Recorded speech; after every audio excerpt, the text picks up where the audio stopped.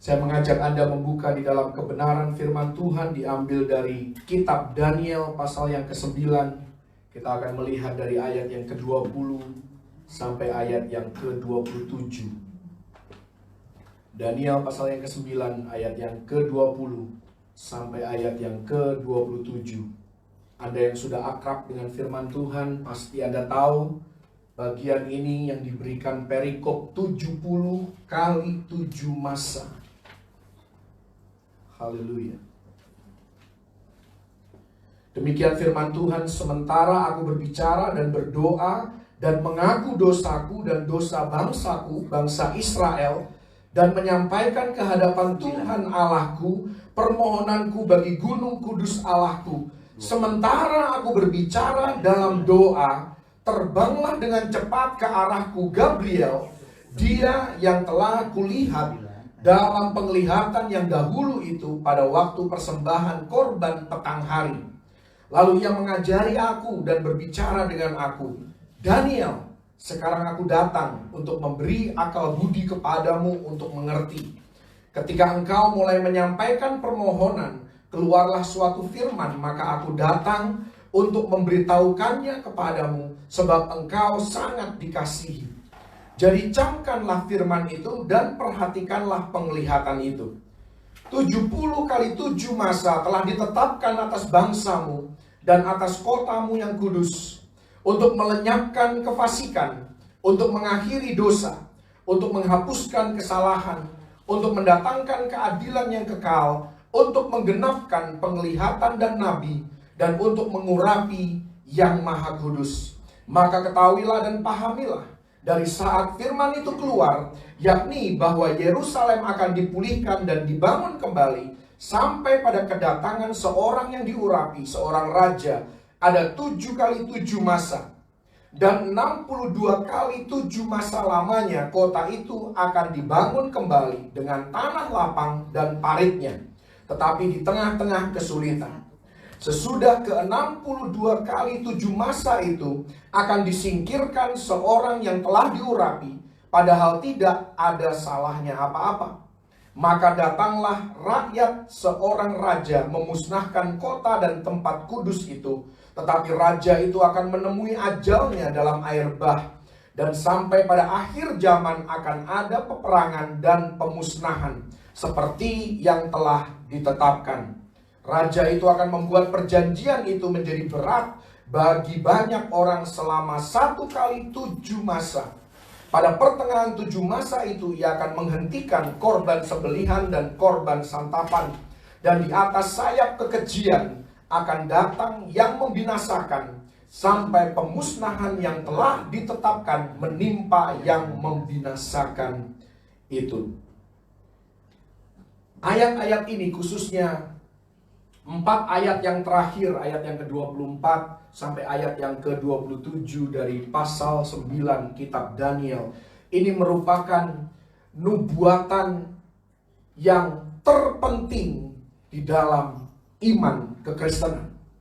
Dan nubuatan ini disampaikan 5 abad atau kurang lebih 500 tahun sebelum kedatangan Yesus yang pertama.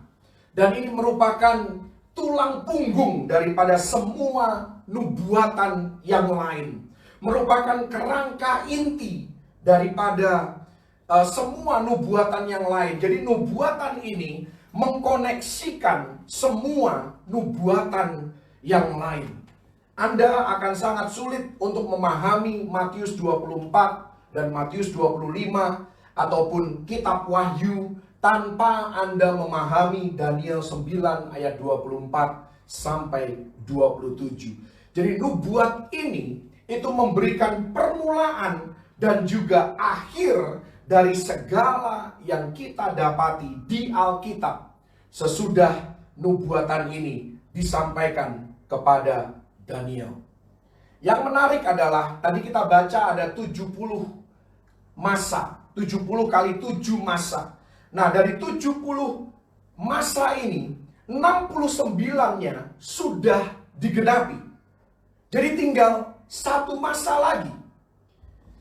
Sehingga menjadikan, kalau Anda belajar nubuatan Daniel di pasal yang ke-9 ayat 24 sampai yang ke-27 ini, kalau kita belajar ini seperti sebenarnya belajar sejarah. Ya, karena 69 diantaranya sudah digenapi. Ya, tetapi ini juga membuktikan bahwa betapa akuratnya firman Tuhan, betapa akuratnya Alkitab yang Anda miliki, yang kita renungkan sama-sama, yang kita miliki dan sebagai pedoman hidup kita. Karena nubuatan yang disampaikan kepada Daniel ini diberikan bertahun-tahun sebelum penggenapannya. Dan dari sejarah kita tahu akurasi daripada nubuatan ini. Dan kalau kita percaya dan kita melihat dari sejarah, bahkan sejarah sekuler pun mencatat bahwa 69 masa yang pertama sudah digenapi, maka kita tinggal menunggu satu masa lagi. Kalau 69 sudah digenapi, pasti yang satu digenapi pada waktunya. Jadi ada beberapa hal yang kita akan membahas secara mendetail daripada ayat-ayat ini. Dan saya percaya tidak akan cukup dengan satu sesi, maka ini akan menjadi pengajaran yang bersambung.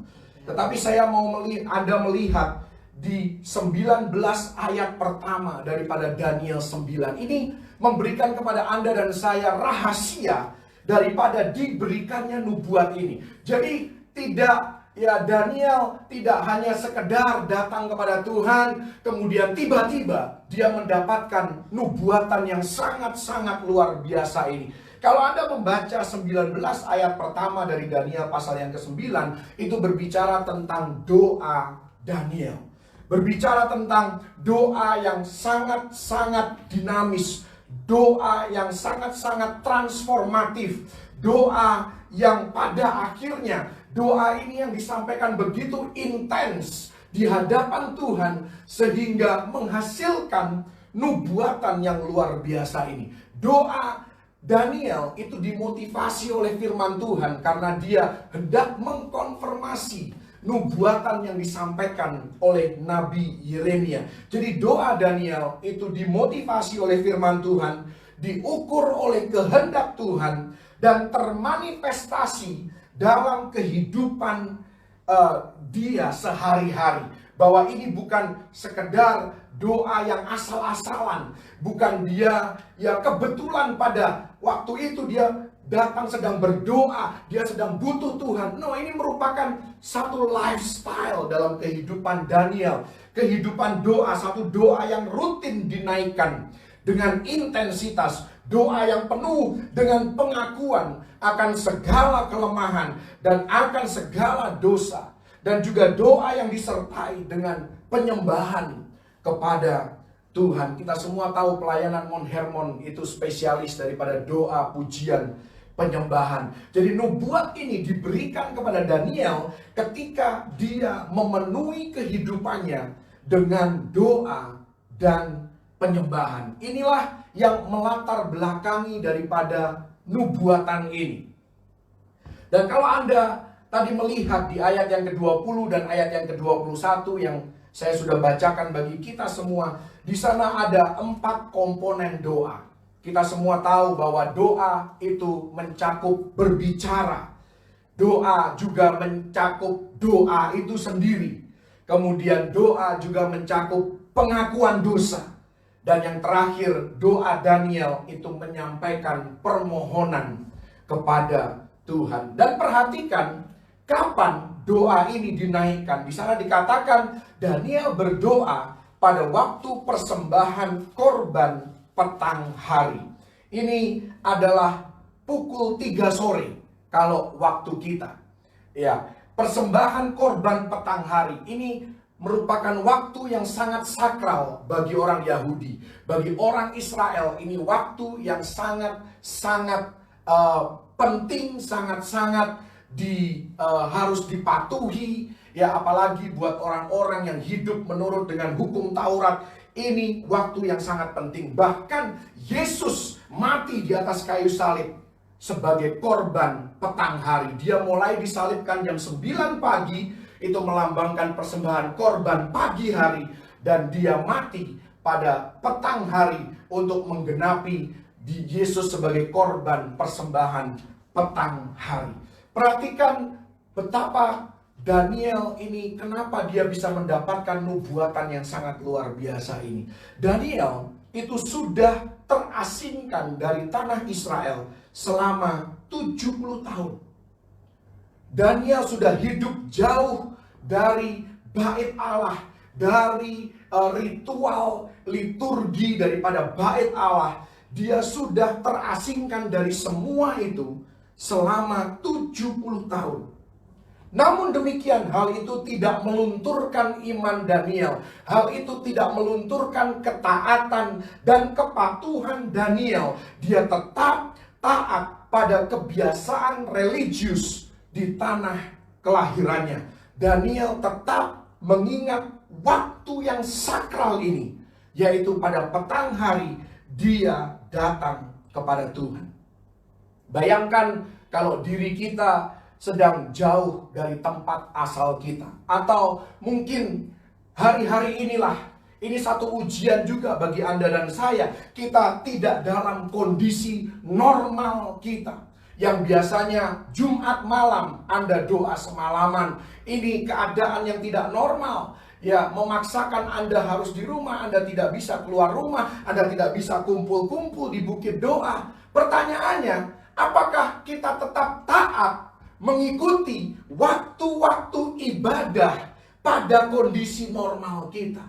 Sebagai contoh yang lain, minggu pagi. Kita tahu setiap minggu pagi, ya Anda dan saya pasti ke gereja. Dalam kondisi normal, ketika tidak ada PSBB, kita bisa berkumpul di satu gedung gereja dan kita beribadah sama-sama. Pertanyaan saya bagi Anda adalah, apa yang Anda lakukan minggu pagi dalam kehidupan Anda di tengah kondisi PSBB, di tengah Anda diasingkan dari kondisi normal dalam kehidupan Anda? Apakah Anda masih tetap taat dan patuh kepada jam-jam ibadah yang biasanya Anda ikuti? Ini sesuatu yang harus kita teladani, sesuatu yang harus kita kagumi dari seorang Daniel. Dia tidak melakukannya hanya sekali itu, tetapi dia melakukannya setiap hari selama 70 tahun. Dia melakukan dan dia patuh, dia taat kepada kebiasaan doa pagi dan petang, mengikuti kebiasaannya di tanah kelahirannya. Dan pada waktu Daniel berdoa, dia mendapatkan jawabannya. Kalau Anda lihat ayat yang ke-21 dalam bahasa Inggris, nanti Anda bisa buka ya, ayat yang ke-21 tadi dalam bahasa Inggris di sana. Kita bisa melihat bahwa doanya Daniel begitu intens. Saking intensnya, malaikat datang pun dia tidak sadar. Ya. Karena di sana dikatakan ketika Gabriel datang, dia harus menyentuh. Ya, kembali ke ayat 21 tapi bahasa Inggrisnya. Gabriel harus menyentuh Daniel. Jadi Daniel ya, bahkan tidak fokus pada sekitarnya, dia sangat fokus kepada Tuhan yang dia sembah. Dia sangat intens di dalam doanya. Dia melupakan semua yang ada di sekitar kehidupannya. Lihat di sini dikatakan ya, touch me. Ya, jadi Gabriel harus menyentuh. Yang ini tidak terjemahkan di dalam terjemahan bahasa Indonesia. Gabriel harus menyentuh Daniel dan dia katakan, Daniel, aku sudah di sini dan aku bawa jawaban doamu. Ya, Daniel harus disentuh untuk bisa mendapatkan perhatiannya. Saking intensnya dia berdoa. Seberapa intens kita berdoa, seberapa fokus doa-doa kita.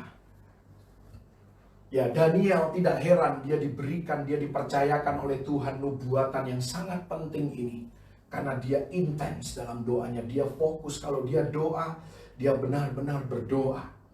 Doa Daniel di 19 ayat pertama itu membutuhkan waktu. Ada seorang ahli Alkitab, ahli bahasa Ibrani menerjemahkan doa Daniel dari ayat yang pertama sampai ayat yang ke-19 diterjemahkan ke dalam bahasa Ibrani, dan dia mencoba untuk membacanya seperti dia membaca doa, seperti Daniel berdoa. Dan doa Daniel di 19 ayat yang pertama itu membutuhkan waktu 3 menit. 3 menit. Ya, doanya Daniel, ya kalau dibaca seperti orang berdoa dalam bahasa Ibrani itu membutuhkan waktu 3 menit. Artinya malaikat Gabriel butuh waktu hanya 3 menit untuk mulai dari surga sampai ke bumi. Demikianlah cepatnya Tuhan menjawab doa Anda dan saya. Sangat-sangat cepat. Begitu kita mengucapkan kata doa, malaikat langsung diutus oleh Tuhan. Dan di sini kita juga belajar bahwa malaikat itu tidak maha hadir. Malaikat itu harus bergerak ya dari satu tempat dan berpindah ke tempat yang lain kalau dia harus menuju ke tempat itu. Makanya di ayat yang ke-21 tadi di sana dikatakan, terbanglah dengan cepat. Dan penerbangan daripada Gabriel ini sampai ke bumi hanya membutuhkan waktu 3 menit. Jadi jangan pernah ragukan, apakah Tuhan mendengar doaku? Apakah Tuhan menjawab doaku? Tuhan hanya perlu waktu maksimal 3 menit untuk membawa jawaban doa Anda. Dan Daniel waktu itu dia berdoa. Untuk apa dia berdoa? Dia membutuhkan pertolongan karena dia berusaha untuk memahami nubuatan Yeremia tentang akhir dari masa pembuangan 70 tahun. Dia cuma mau tanya sama Tuhan, Tuhan, kapan umatmu Israel boleh pulang ke negeri asalnya? Dan kita tahu yang diutus adalah Gabriel. Gabriel ini adalah malaikat penyampai pesan. Dan kalau Gabriel yang diutus, itu pasti pesan yang sangat-sangat penting, karena Gabriel tidak sembarangan muncul di Alkitab. Dia hanya muncul pada peristiwa-peristiwa penting yang signifikan dan yang besar, seperti waktu mengumumkan kelahiran daripada Yohanes Pembaptis kepada Zakaria, Gabriel muncul. Kemudian Yesus kepada Maria, Gabriel menampakkan diri. Jadi kalau Gabriel muncul, artinya ada sesuatu yang dahsyat, ada sesuatu yang luar biasa penting yang Tuhan kepingin untuk sampaikan kepada umatnya. Dalam Yesaya 65 ayat yang ke-24 ini tentang doa Anda dan saya. Ini harus kita imani, harus kita percaya, harus kita camkan di dalam kehidupan kita. Maka sebelum mereka memanggil aku, Tuhan sudah menjawabnya.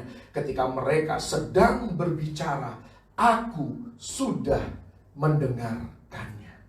Inilah dahsyatnya Tuhan kita. Inilah dahsyatnya kalau kita mau senantiasa ada dalam hadirat Tuhan. Kita menghadapi masalah apapun, kita datang dulu kepada Tuhan dan minta pertolongan Tuhan.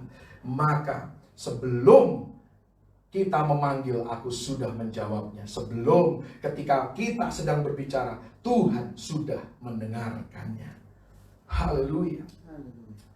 Ada alasan kenapa malaikat sampai diutus. Ya, malaikat yang level Gabriel ini, saudara, sampai diutus untuk menyampaikan nubuatan ini. Dan ayat itu diberikan di ayat yang ke-23. Alasan mengapa malaikat diutus untuk menyampaikan nubuatan ini disampaikan di ayat yang ke-23 dari Daniel 9. Kenapa Daniel dipercayakan dengan nubuatan yang sangat penting ini?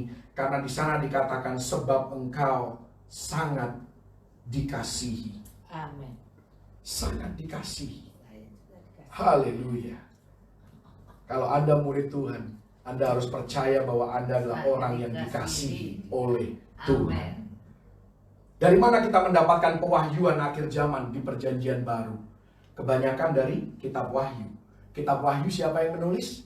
Yohanes. Sumber pewahyuan akhir zaman di perjanjian lama, ya, salah satunya adalah Daniel. Dan Daniel itu menuliskan nubuatan yang sangat-sangat penting, bahkan yang terpenting di dalam iman kekristenan. Keduanya mirip, Yohanes dan Daniel. Kenapa mereka bisa dipercayakan hal-hal yang luar biasa dari Tuhan? Keduanya adalah orang yang dikasihi Tuhan. Karena itu dalam surat-suratnya Yohanes merujuk pada dirinya sendiri sebagai murid yang dikasihi oleh Tuhan. Karena itu tidak heran Yohanes dan Daniel itu diberikan pewahyuan yang spesial, diberikan kepercayaan yang khusus, ya, sebagai ungkapan kasihnya Tuhan, penghargaannya Tuhan kepada mereka. Ya, kenapa mereka begitu dikasihi Tuhan? Ya, saya percaya karena mereka hidup di dalam ketaatan penuh. Karena firman Tuhan katakan, kalau engkau mengasihi Yesus, engkau harus melakukan perintah-perintahnya. Jadi kalau mereka adalah orang-orang yang dikasihi oleh Tuhan, dipercaya dengan pesan yang begitu penting, pasti ada alasan yang kuat. Dan salah satunya adalah karena mereka berdua hidup di dalam ketaatan penuh. Daniel hidup di tanah asing selama 70 tahun dan tetap menyembah Tuhan. Bahkan Alkitab tidak pernah mencatat bahwa Daniel nantinya akan kembali ke tanah asalnya. Dia mati di tanah asing. Tetapi di tengah tanah yang asing ini, di tengah raja-raja non-Yahudi, di tengah budaya yang penuh dengan pesta pora, budaya yang sangat-sangat duniawi, tetapi Daniel tetap mempertahankan integritasnya. Dia tetap mempertahankan jam-jam ibadah dan doa penyembahannya kepada Tuhan.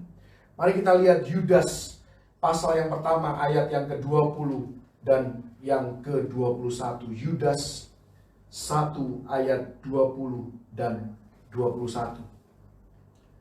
Ini aplikasinya bagi Anda dan saya dari kehidupan Daniel dan juga Yohanes.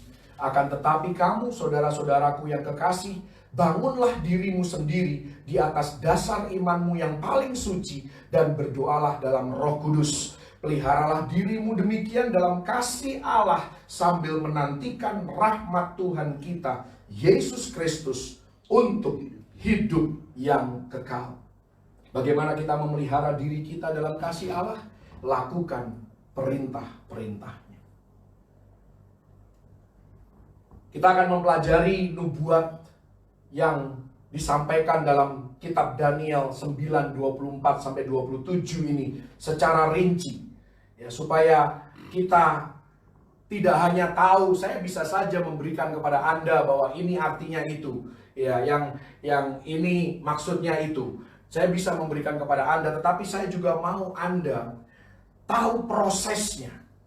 Artinya begini, sebagai ilustrasi, supaya Anda bukan saja mendapatkan kuenya, tetapi saya juga mau memberikan resepnya kepada Anda. Bagaimana angka-angka yang ada di Daniel 9:24-27 ini tertulis seperti adanya, dan bagaimana nantinya digenapi. Bahkan nanti kita akan belajar, mungkin bukan hari ini, tetapi di sesi berikutnya, bahwa betapa Tuhan itu sangat-sangat detail di dalam nubuatannya. Bahkan sampai kita bicara bukan bukan bicara minggu, bukan bicara bulan, bukan bicara tahun, tetapi kita bicara hari.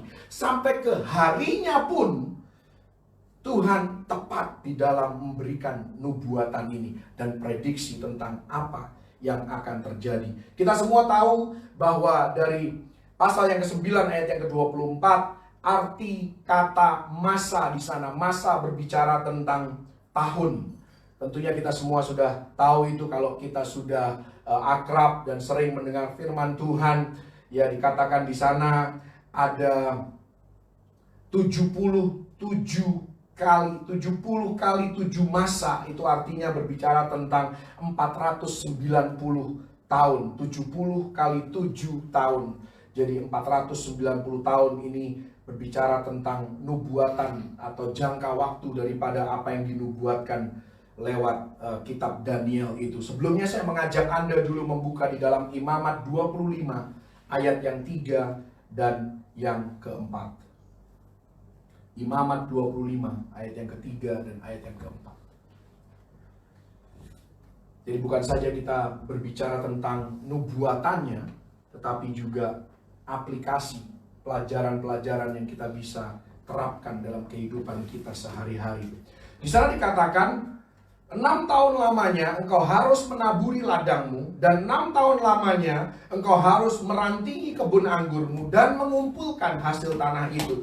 Tetapi pada tahun yang ketujuh haruslah ada bagi tanah itu suatu sabat, masa perhentian penuh, suatu sabat bagi Tuhan. Ladangmu janganlah kau taburi, dan kebun anggurmu janganlah kau rantingi.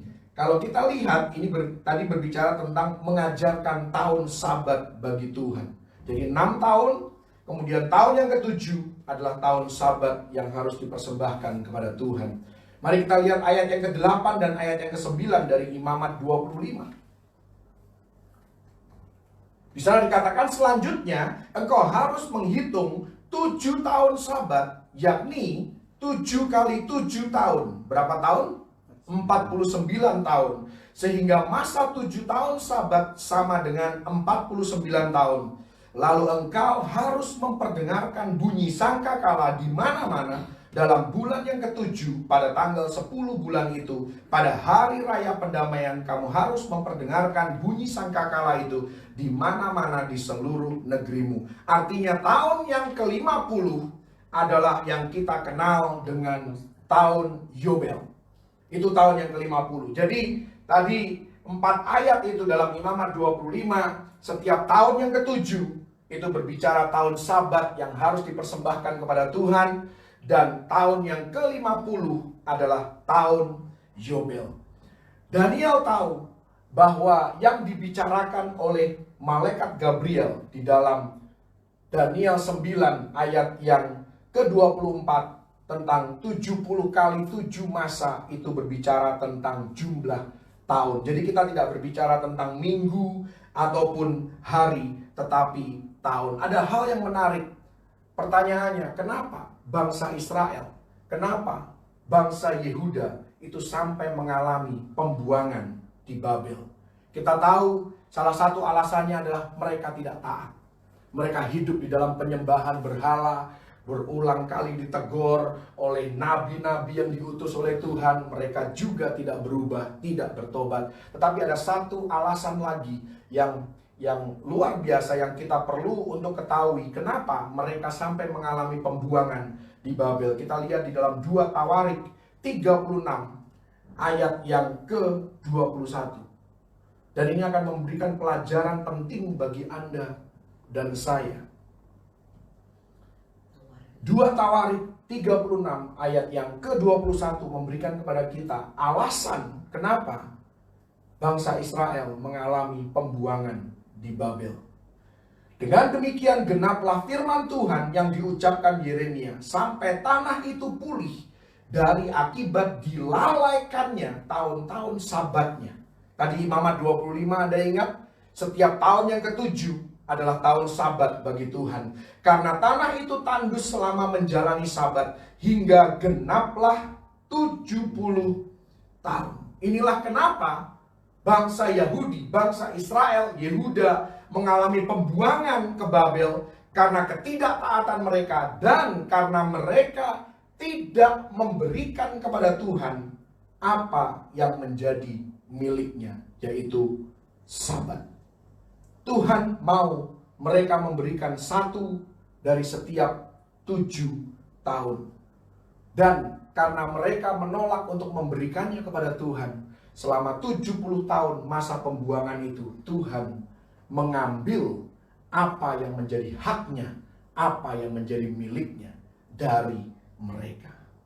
Apa yang terjadi di tanah Israel selama 70 tahun masa pembuangan?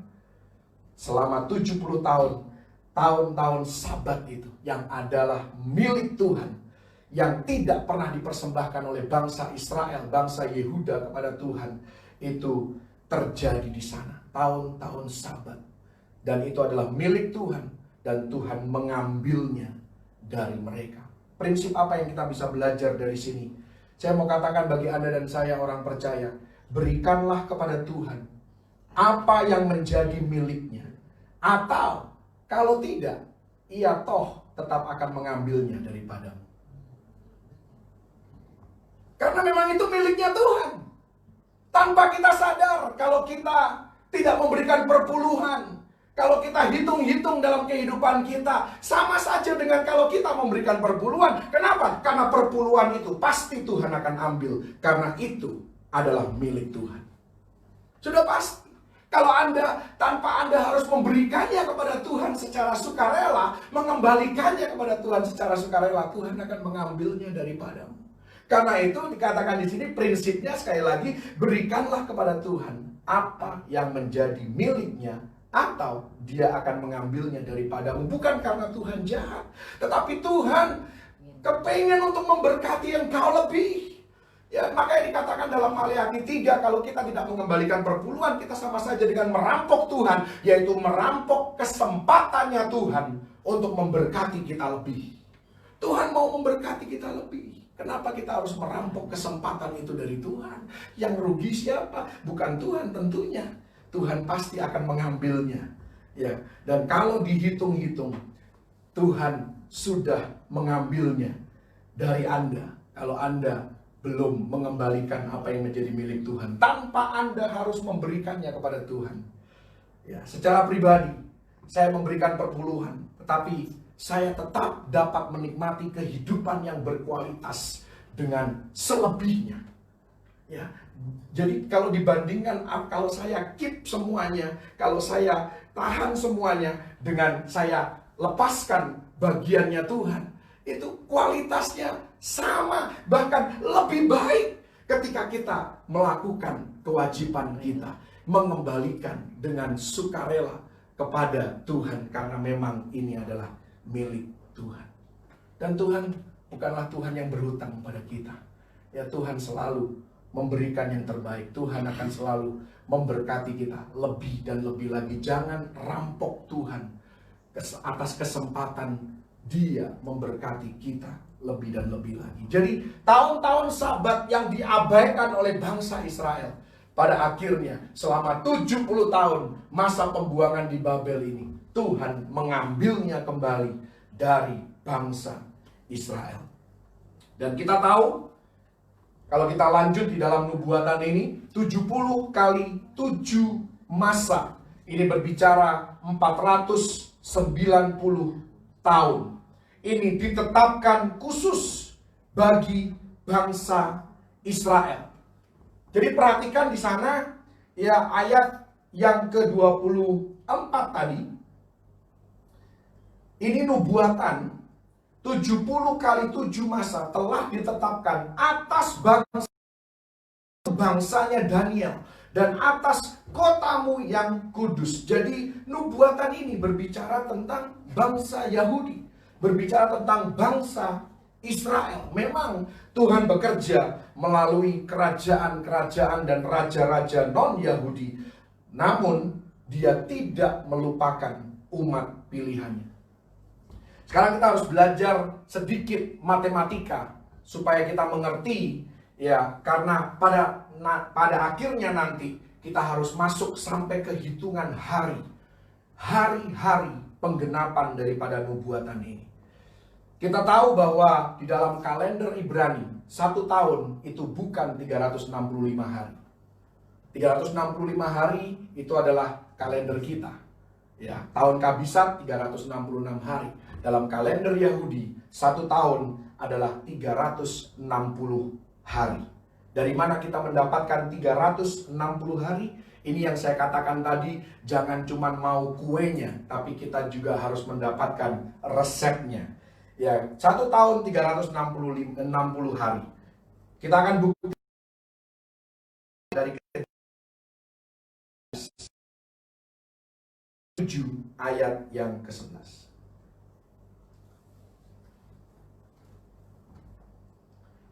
Kita belajar matematika. Matematika yang sangat sederhana. Hanya tambah kurang bagi. Haleluya.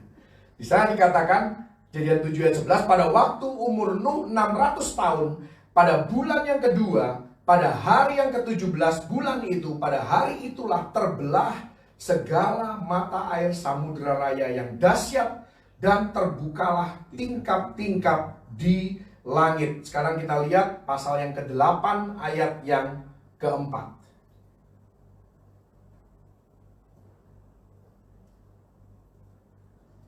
Jadi Kejadian 7 ayat yang ke-11 kan? Di sana dikatakan umur Nuh 600 tahun pada bulan yang kedua. Sekarang Kejadian 8 ayat yang ke-4. Pada bulan yang ke-7, pada hari yang ke-17 bulan itu, terkandaslah bahtera itu pada pegunungan Ararat. Jadi berapa lama air bah melanda? Dimulai dari bulan kedua di pasal yang ke-7 ayat 11 sampai bulan yang ke-7 di pasal yang ke-8 ayat yang ke-4, yaitu 5 bulan, ya. 5 bulan air bah melanda dunia ini. Sekarang kita lihat Kejadian 7 ayat yang ke-24. Kejadian 7 ayat yang ke-24. Di sana dikatakan, dan berkuasalah air itu di atas bumi berapa lama? 150 hari lamanya. Pasal 8 ayat yang ketiga. Kita lihat sebagai pembanding. Dan makin surutlah air itu dari muka bumi, demikianlah berkurang air itu sesudah 150 hari. Jadi dari 4 ayat ini, air bah melanda muka bumi selama 5 bulan.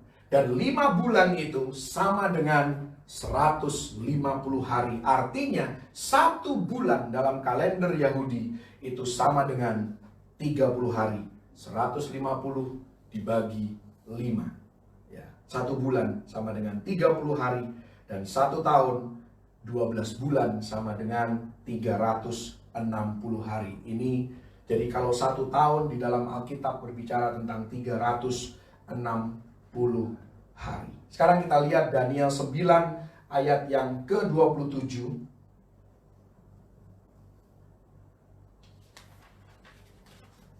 Daniel 9 ayat yang ke-27. Di sana dikatakan raja itu akan membuat perjanjian itu menjadi berat bagi banyak orang selama 1 kali 7 masa. Pada pertengahan 7 masa itu ia akan menghentikan korban sembelian dan korban santapan, dan di atas sayap kekejian akan datang yang membinasakan sampai pemusnahan yang telah ditetapkan menimpa yang membinasakan itu. Dikatakan di sini ada 1 kali 7 masa dan akan dilanggar pada pertengahan 7 masa itu. Artinya 3,5 tahun. 3,5 tahun. Sekarang kita lihat Daniel pasal yang ke-7 ayat yang ke-24 dan ayat yang ke-25. Daniel 7 ayat 24 dan 25. Di sana dikatakan ke-10 tanduk itu ialah ke-10 raja yang muncul dari kerajaan itu. Sesudah mereka akan muncul seorang raja. Dia berbeda dengan raja-raja yang dahulu dan akan merendahkan 3 raja. Ia akan mengucapkan perkataan yang menentang yang maha tinggi dan akan menganiaya orang-orang kudus milik yang maha tinggi. Ia berusaha untuk mengubah waktu dan hukum, dan mereka akan diserahkan ke dalam tangannya selama 1 masa dan 2 masa dan setengah masa. Ini adalah 3,5 masa, 3,5 tahun. Sekarang kita masuk ke Wahyu. Wahyu 13. Wahyu 13 ayat yang ke-4. Semoga Anda tidak kehilangan jejak.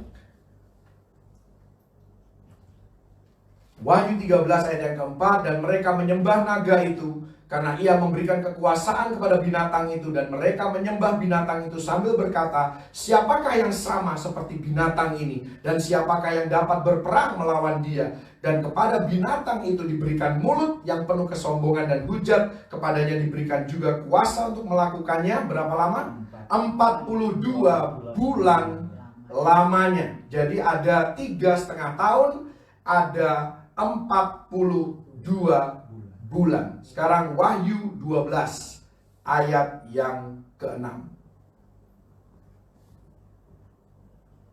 Wahyu 12 ayat yang ke-6.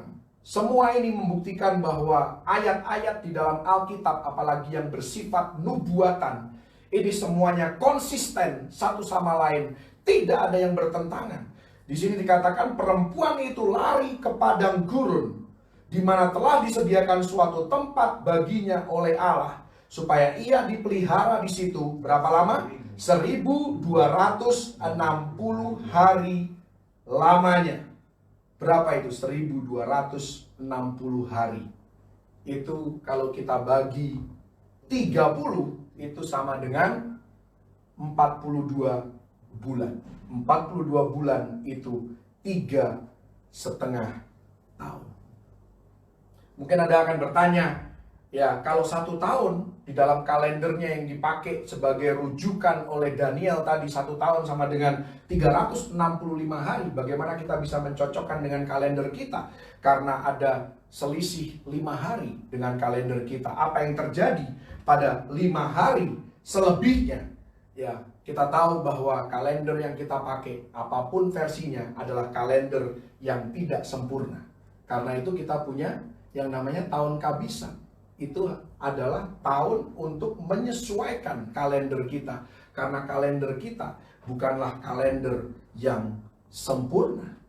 Ya, nanti kita akan lihat bagaimana semua ini akan masuk di dalam perhitungan yang tepat oleh dalam firman Tuhan.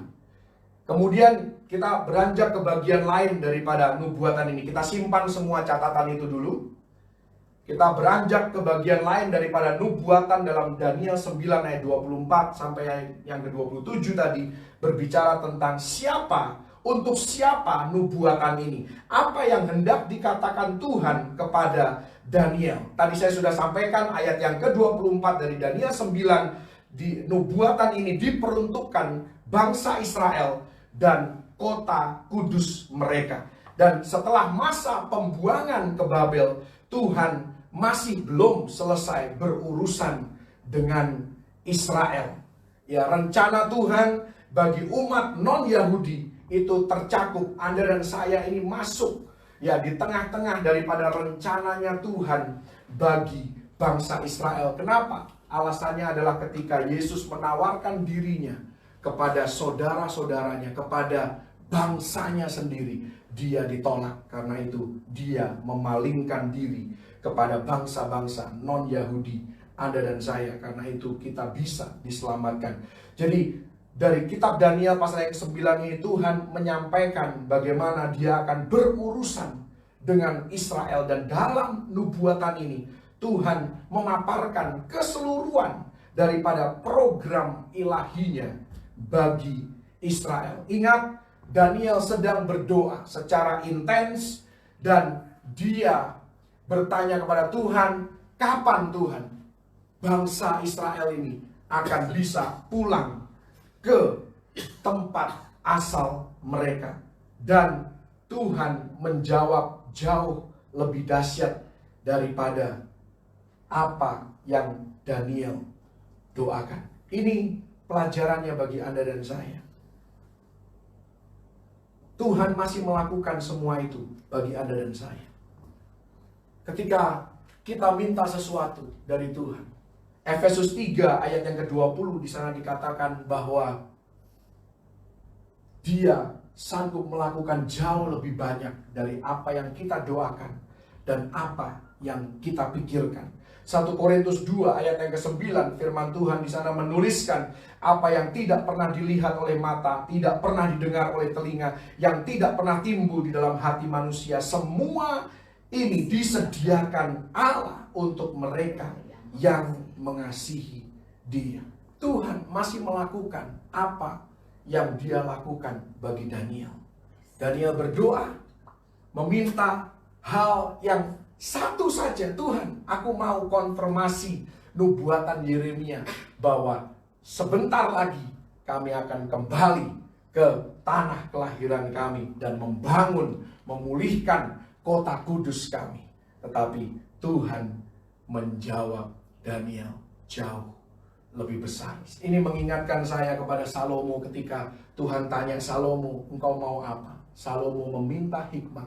Tetapi Tuhan bukan hanya memberikan kepada Salomo hikmat, Tuhan memberikan kepada dia kehormatan, kekayaan, dan hal-hal baik lainnya. Itulah Tuhan kita.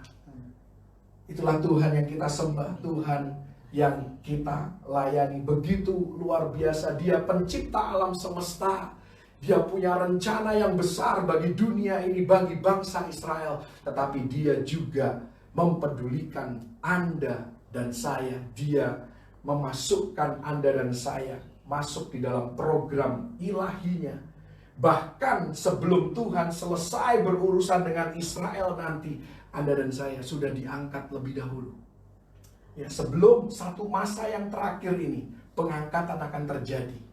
Dan kita sudah bisa menikmati tinggal bersama-sama dengan Tuhan di rumah Bapa, sambil menantikan Tuhan berurusan dengan bangsa Israel. Satu masa masih menantikan bangsa Israel, dan satu masa itu masih akan digenapi nantinya.